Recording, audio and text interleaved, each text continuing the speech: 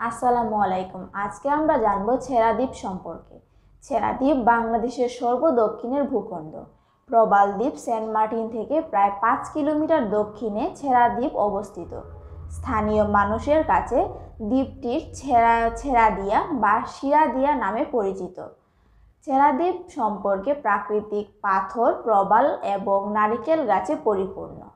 জোয়ারের সময় ছেড়া দ্বীপে 1/3 সাগরের পানির নিচে তলিয়ে যায়।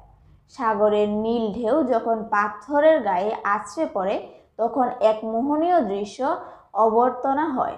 সুনীল সাগর, আকাশ আর সূর্যাস্তের মিতালি দেখতে প্রতি বছর হাজার হাজার পর্যটক ছেড়া দ্বীপে বেড়াতে আসে।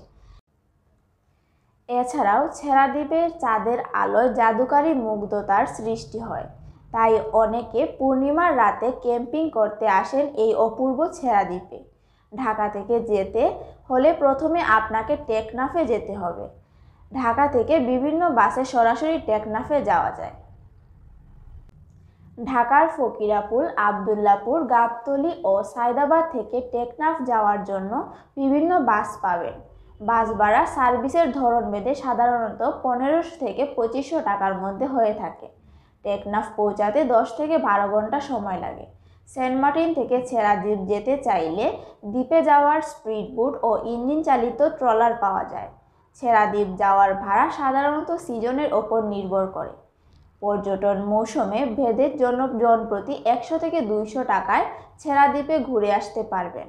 আর যদি হাতে সময় থাকে তবে জোয়ার ভাটার সময় জেনে পায়ে হেঁটে বা সাইকেল ভাড়া করে ছেড়া দ্বীপ থেকে ঘুরে আসতে পারেন। 2 থেকে 3টি চায়ের দোকান ও ডাব তরমুজ ছাড়া ছেড়া দ্বীপে আর তেমন কিছুই নেই। এখানে কিছু খেতে চাইলে আপনাকে সাথে খাবার পরিবহন করতে হবে। এছাড়াও সেন্ট মার্টিনে ফিরে গিয়ে খাবার খেতে পারেন। শহরের যান্ত্রিক কোলাহল থেকে মুক্তি পেতে আমাদের সবার এইরকম মন ভালো করার মতো জায়গা পছন্দ।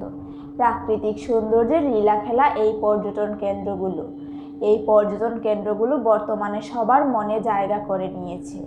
এরকম আরও কিছু বিস্তারিত ভিডিও পেতে আমাদের চ্যানেলটি সাবস্ক্রাইব করে পাশে থাকবেন। ধন্যবাদ।